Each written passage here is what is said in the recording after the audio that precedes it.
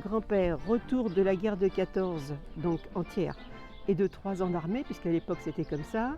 Il était devenu, je ne sais pas s'il était propriétaire ou gérant, mais d'un café qui était dans un quartier très chic de la région parisienne, de Paris d'ailleurs, c'était rue Mira. Donc c'était 1920-1921 à peu près. Il s'appelait, son vrai nom c'était Gustave Ponchon sur l'état civil. Mais on a toujours appelé Paul, ils avaient souvent des noms d'usage. Parce que par respect pour des grands-parents ou des parrains, on donnait un prénom. Et après l'enfant avait un autre nom. Donc grand-père on l'appelait Paul. Ça c'était la mère de ma maman, qui a un petit chien dans les bras, qui s'appelait Piconette, parce que c'était l'époque où on servait du picon dans les cafés, donc ils n'avaient pas été chercher bien loin. Et je pense qu'à cette époque-là, peut-être même 1922, ma maman était déjà née là. Et puis, malheureusement, la mère de maman est morte en mettant au monde un deuxième bébé, un petit garçon qui n'a non plus pas survécu. Donc grand-père, il ne pouvait plus se voir là. Il s'est dit, allez où, je quitte la rue Mira parce qu'il avait trop de mauvais souvenirs. Et il a acheté l'auberge du Grenoyer. C'était déjà une auberge, absolument, parce que là, ce n'est pas grand-père encore qui est propriétaire.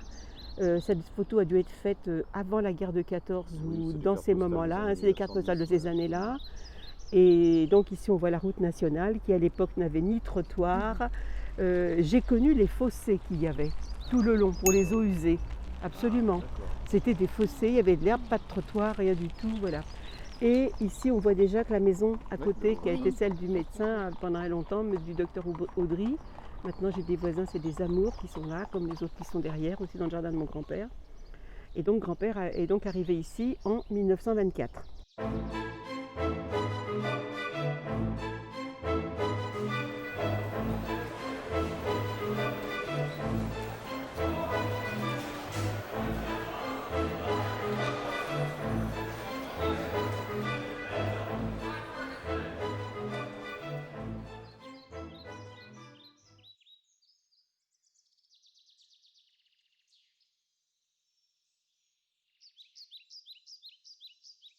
Il est arrivé et il s'est mis tout de suite à travailler, il a fait le jardin tout de suite.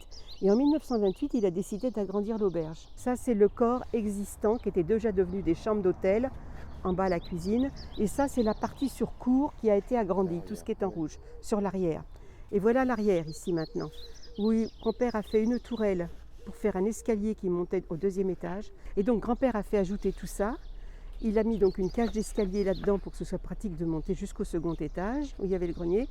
Et il a fait mettre des grandes fenêtres sur cour, contrairement à l'auberge d'origine qui avait des fenêtres très petites sur la rue.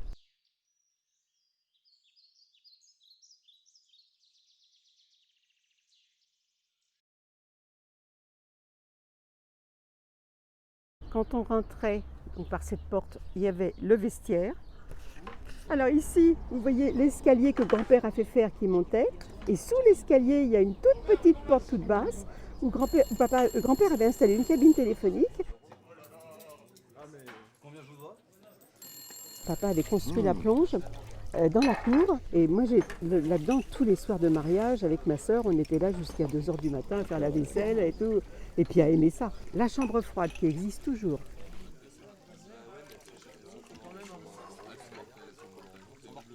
La cuisine moderne, tip-top, avec la vieille cuisinière, on appelait ça un piano, à bois et à charbon. Voilà, alors les marmites, les louches, c'était tout bien rangé. Alors, il y a quand même un peu de mise en scène. Ils avaient mis des poulets. Normalement, il n'y avait jamais de poulets qui traînaient dans la cuisine. Les poulets arrivaient, ils étaient plumés, ils étaient flambés, vidés et mis dans la chambre froide. Alors la batterie de cuisine en cuivre, tout du cuivre bien sûr, les chinois, les trucs, les passoires. Enfin. Le bar, où il y avait un bar qui était très beau. Et donc il y avait des tourterelles qui rentraient et qui venaient boire et manger. La porte d'entrée du bar était là et le bar était justement comme ça. Et ça, c'est les petites tables où on pouvait s'asseoir. Et d'ailleurs au plafond, il y a encore un gros anneau auquel moi j'ai aidé papa et ma soeur aussi quand j'étais petite. Il accrochait c'était un palan avec des poulies, vous voyez, comme ça. Il tenait les cordes pour les monter quand ils étaient vides et pour les descendre quand ils étaient pleins. Et nous, on guidait pour qu'ils se mettent bien dans l'axe de la trappe, de façon à ne pas casser la trappe et tout ça. La descente des tonneaux, par ici. Donc il y avait 2 berceaux ici, dans lesquels on posait les tonneaux. Et donc c'est ma sœur et moi qui aidions papa quand il descendait ça avec le palan, ainsi que grand-père l'avait fait. Ces casiers-là en ciment avaient été faits par grand-père quand il est arrivé. Ici, on mettait les demi-bouteilles. Ici, tout le long, il y avait des casiers à bouteilles. Il y avait une rangée de casiers à bouteilles ici qui était doublée par l'autre côté. Et tout ça, c'était des casiers à bouteilles aussi, tout le long. Ici, c'était le stockage des bouteilles d'apéritif. Et donc vers le fond, ici, c'est là qu'il y avait les grands crus des années 1947, des choses comme ça. Et donc le vin était mis en bouteille là et ciré. Moi j'ai vu papa et mon grand-père aussi cirer les bouteilles, mettre en bouteille et cirer. D'abord on faisait bouillir dans la cuisine de l'auberge avec du vin les bouchons de liège pour qu'ils se gonflent et qu'ils soient. La qualité du vin qu'on allait mettre en bouteille pour que ce soit le même vin, que ce ne soit pas autre chose, un vin ordinaire. C'est vrai que souvent quand il y avait des orages diluviens, l'eau rentrait par les soupiraux. Alors vraiment, c'était la cascade dans la cave. Moi, je me rappelle, il est descendu, papa m'a dit viens voir, viens voir. C'était la cascade, vraiment. Et ce soupirail-là, c'est celui par lequel je voyais la cascade. Il y avait des fortes pluies dans le haut de Saint-Prix. Et regarde, tu vois, avant. Regarde, tu vois la montée de ciment qu'il y a maintenant.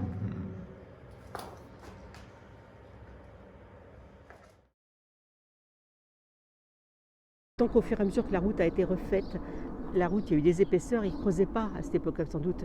Donc au-dessus des pavés, on a mis du bitume et avant, il fallait monter une marche pour rentrer à l'auberge. On voit sur des photos de grand-père à l'époque où on voit que grand-père est sur une marche. Et maintenant, il faut en descendre une quand on rentre par cette porte-là.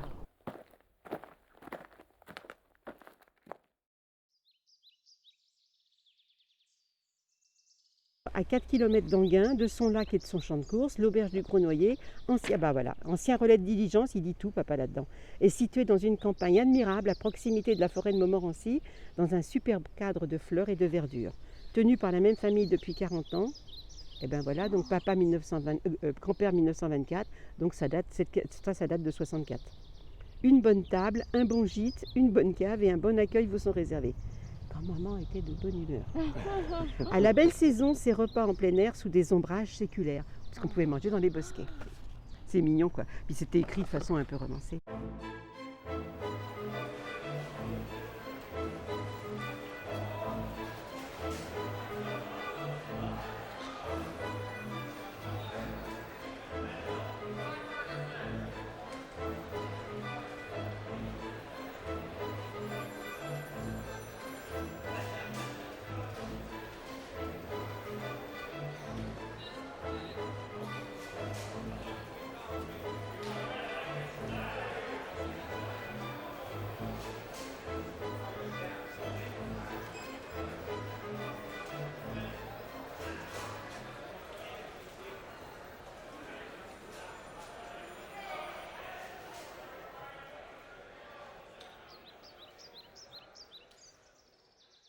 Donc pour 38 € pour les repas de famille, les repas et mariages, vous pouviez manger, donc là tout compris, hein, 38 francs, oui. Ah, 38 francs. Oui, arrêtez de vous moquer des vieux. Hein.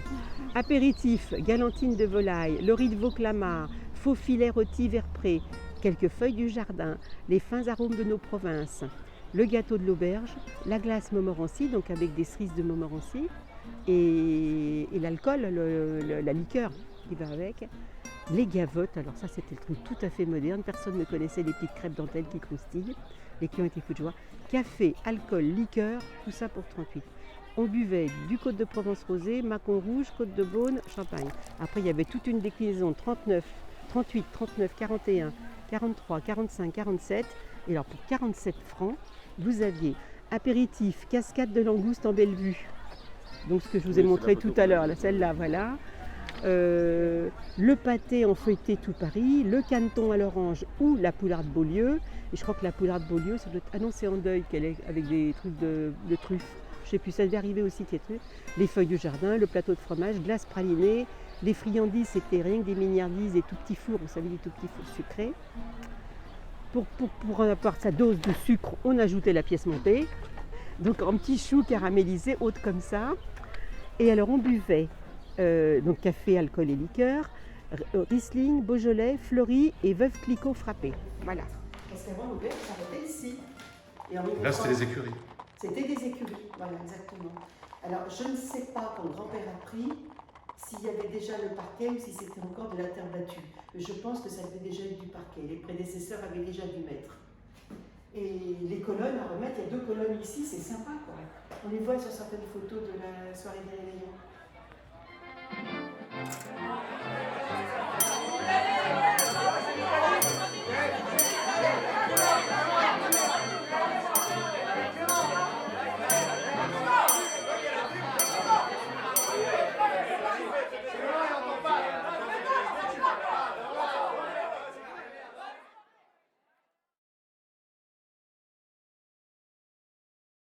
Grand-père en avait fait donc un hôtel. La maison dans laquelle je suis, à l'époque où il exerçait son métier à l'auberge, on l'avait transformé en hôtel aussi. Alors en bas, il y avait 2, 4, 6 chambres ici.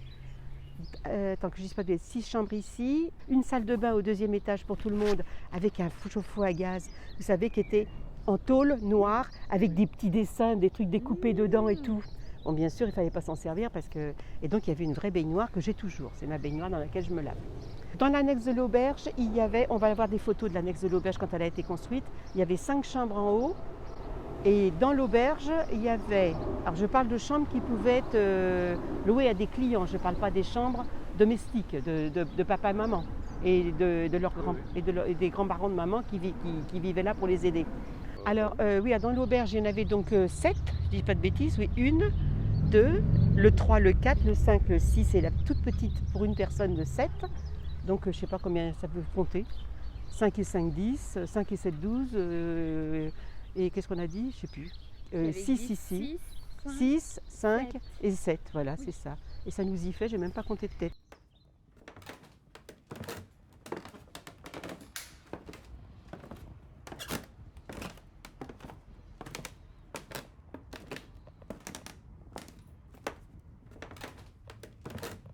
La chambre de mes parents, notre chambre à ma soeur et moi, et ici la salle de bain de la famille.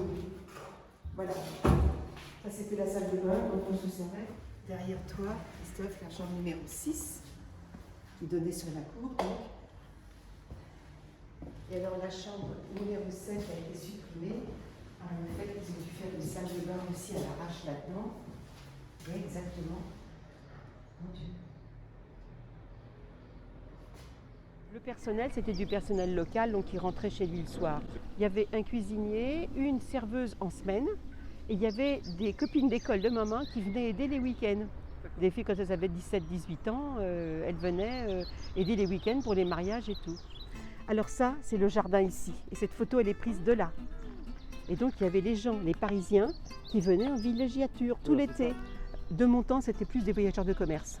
Mais à l'époque de grand-père, donc 1924, à partir de là, il y avait les familles où le papa travaillait dans Paris, dans des banques, dans des trucs comme ça.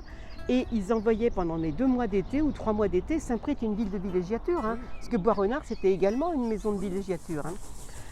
Ils envoyaient leurs familles et leurs enfants prendre le bon air à Saint-Prix, et eux, ils prenaient le train le week-end et ils venaient rejoindre leur famille. Ou alors ils venaient avec leur voiture.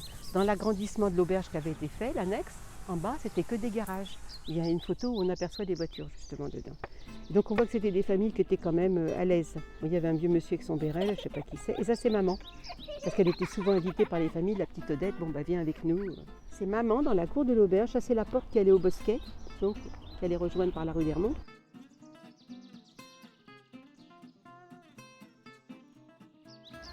Oh, mon Dieu, dans quel état sont les Bosquets, oui.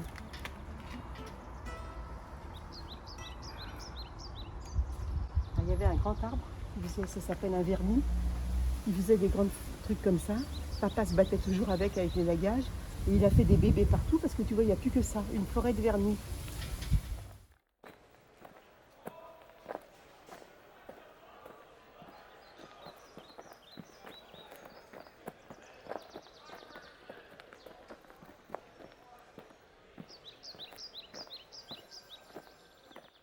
Ça c'est maman, et alors, de temps en temps on ouvrait la porte du poulailler pour que les poules se baladent partout. Et alors là, elle est avec son grand-père, donc le papa des 2 filles décédées, de la fille décédée et de la tante de maman, grand-père Hénaud, et il est dans le jardin qui va jusqu'au fond là-bas où il y a les 2 maisons. Les plants de tomates, vous voyez, donc le jardin était mais un potager d'enfer et un fruitier aussi, il y avait beaucoup d'arbres fruitiers. Alors ça c'est pareil, c'est dans la cour de l'auberge, d'ailleurs les poules étaient encore en vadrouille. Le petit bâtiment, c'était l'atelier et à côté, c'était la buanderie parce que mon grand-père avait déjà acheté une énorme machine à laver, un grand truc comme ça qui tournait. Voilà, bah oui, pour les draps. Et ça, c'est ma maison. Et donc ça, c'était une gerbière, ce qu'on appelle pour balancer les bottes de foin pour les bêtes. Ça, c'est la fenêtre qui donne dans mon salon. Et on voit quand même qu'il y avait pas mal de mousse sur le toit, il y en a toujours. Et là maintenant, j'accuse les pigeons et finalement, ça devait être comme ça déjà à l'époque.